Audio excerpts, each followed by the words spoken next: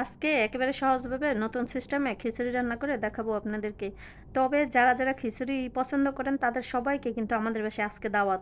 আসসালামু আলাইকুম আপুরা বাড়ির সবাই কেমন আছেন? আলহামদুলিল্লাহ আপনাদের দয়ায় আমি কিন্তু অনেক ভালো আছি।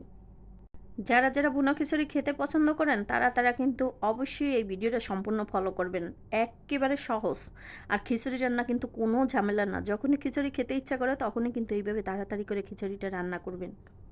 আজকে খিচুড়ির অনেক অর্ডার আছে আমার আলহামদুলিল্লাহ। এজন্য কিন্তু এখানে ৫ কেজি চাল নিচ্ছি আর এখানে মুসুরি ডাল নিচ্ছি ১.৫ কেজি।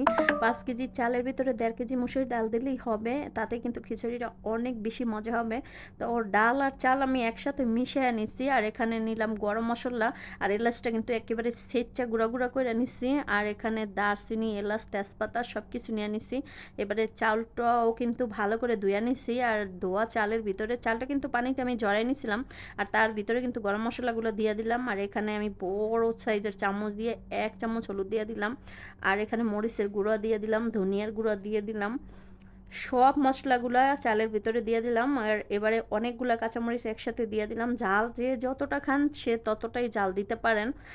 একসাথে আদা রসুন বাটাটাও দিয়ে দিলাম। এখানে আমি অনেকগুলো পেঁয়াজ কুচি দিয়ে দিলাম একসাথে আর রসুন কুচিও দিয়ে দিলাম, লবণ দিয়ে দিলাম। এবারে দিয়ে দিলাম জিরা বাটা আর তেলটা এবার দিয়ে দিব।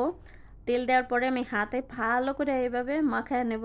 যত বেশি মাখাচাকা করা যায় খিচুড়িটা কিন্তু ততই বেশি ভালো হবে, খেতে টেস্ট হবে। তো এইভাবে হাত দিয়ে ভালো করে কিছুক্ষণ এরকম মাখাচোকা করতে হবে। আর মাখাচোকা হয়ে গেলে তারপরে আমি চুলায় বসাই দেব। তো আমি চুলায় এইভাবে বসায় দিলাম। এখানে যেহেতু ৫ কেজি চাল আর ১.৫ কেজি ডাল অনেক খিচুড়ি আর সেজন্য কিন্তু গরম পানিটাই দিতে হবে। তো গরম পানিটা কিন্তু আমি আগে থেকেই ফুটায় রাখছিলাম। সে ফুটানো পানিটা দিয়ে দিলাম। আর এই খিচুড়িটা কিন্তু এভাবে রান্না করলে খুবই মজা হয়। তো আমি কিন্তু একভাবে খিচুড়ি রান্না করি। তো অন্যভাবে খিচুড়ি কষাইয়া রান্না করাটা ওইটাও অন্যভাবে রান্না করতে পারি। আর সেই খিচুড়ির রেসিপিটাও আমি আপনাদেরকে দেখাবো। তো এবারে আমি পানি দিয়ে নাড়াচাড়া কইরা এবারে আমি ঢেকে দিব। আর এই খিচুড়িটা যেহেতু আমি গরম পানি দিছি তাড়াতাড়ি হয়ে যাবে। তো বলক আইসা পড়ছে আর বলক আসার পরে এবারে আমি কিন্তু আবারও নাড়াচাড়া কইরা দিব।